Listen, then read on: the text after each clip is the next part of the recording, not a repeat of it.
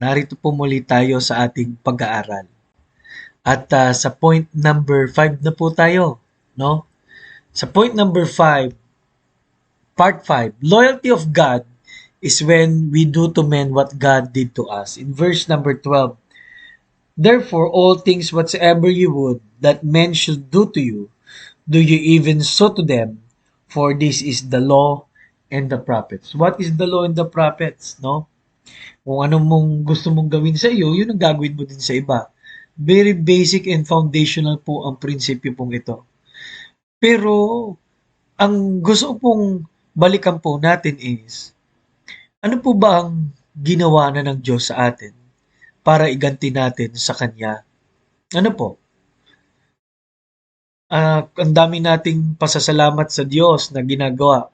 Pero paano tayo gumaganti sa Panginoon? Pangalawa, sa ating church, sa ating pastor, sa mga kapwa mananampalataya. Pangatlo, sa kapwa natin tao, no? Ang daming ginawa ng Diyos. Sana maranasan din nila. Ano po? Kaya yan po ang isang aplikasyon ng talata pong ito.